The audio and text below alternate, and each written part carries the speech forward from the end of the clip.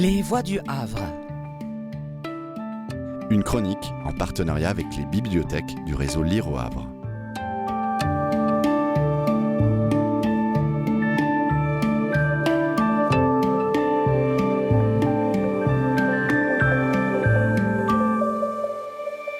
Nous allons vous lire un extrait de Matin brun de Frank Pavlov aux éditions Chênes.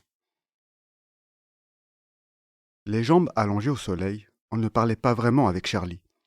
On échangeait des pensées qui nous couraient dans la tête, sans bien faire attention à ce que l'autre racontait de son côté. Des moments agréables où on laissait filer le temps en sirotant un café. Lorsqu'il m'a dit qu'il avait dû faire piquer son chien, ça m'a surpris, mais sans plus.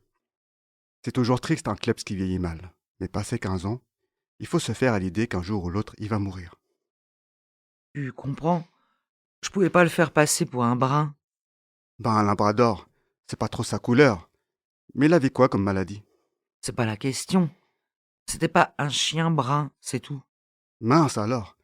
Comme pour les chats maintenant? Ouais, pareil. Pour les chats, j'étais au courant. Le mois dernier, j'avais dû me débarrasser du mien. Un de gouttière qui avait eu la mauvaise idée de naître blanc, taché de noir. C'est vrai que la surpopulation des chats devenait insupportable, et que d'après ce que les scientifiques de l'État national disaient, il valait mieux garder les bruns. Que des bruns. Tous les tests de sélection prouvaient qu'ils s'adaptaient mieux à notre vie citadine, qu'ils avaient des portées peu nombreuses et qu'ils mangeaient beaucoup moins.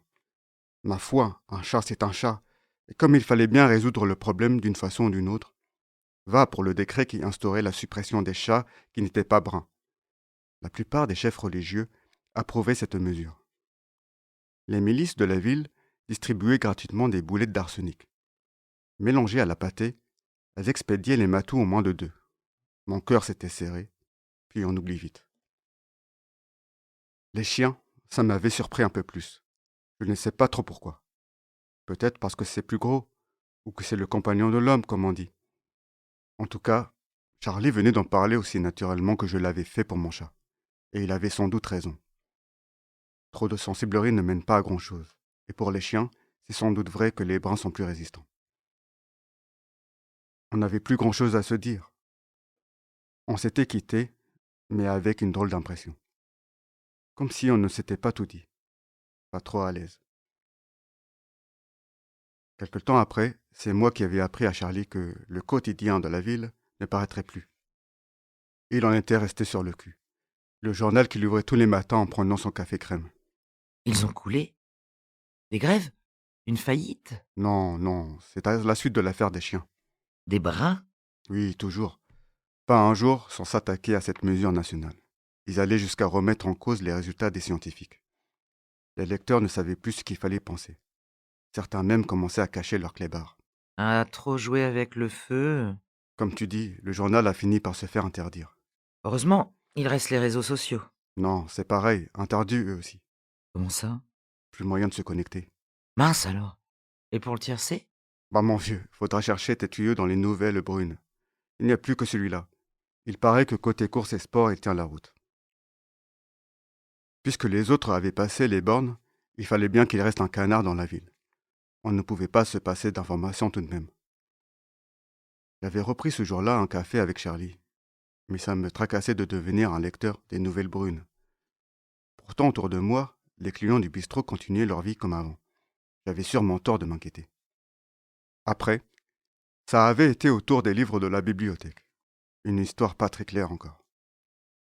Les maisons d'édition qui faisaient partie du même groupe financier que le quotidien de la ville étaient poursuivies en justice et leurs livres interdits de séjour sur les rayons des bibliothèques. Il est vrai que si on lisait bien ce que ces maisons d'édition continuaient de publier, on relevait le mot chien ou chat au moins une fois par volume, et sûrement pas toujours assorti du mot brun. Elle devait bien le savoir tout de même, Faut pas pousser. disait Charlie. Tu comprends? La nation n'a rien à y gagner à accepter qu'on détourne la loi et à jouer au chat et à la souris. Brune. Il avait rajouté en regardant autour de lui. Souris brune, au cas où on aurait surpris notre conversation. Par mesure de précaution, on avait pris l'habitude de rajouter brun ou brune à la fin des phrases ou après les mots. Au début, demander un pastis brun, ça nous avait fait drôle. Puis après tout, le langage s'est fait pour évoluer et ce n'était pas plus étrange de donner dans le brin que de rajouter putain quand à tout bout de champ, comme on le fait par chez nous. Au moins, on était bien vu et on était tranquille. On avait même fini par toucher le tiercé. Oh, pas en gros, mais tout de même, notre premier tiercé brun. Ça nous avait aidé à accepter les tracas des nouvelles réglementations. Nous vous avons lu un extrait de Matin brun de Franck Pavlov aux éditions Chêne. C'était Les Voix du Havre. Une chronique en partenariat avec les bibliothèques du réseau Lire au Havre.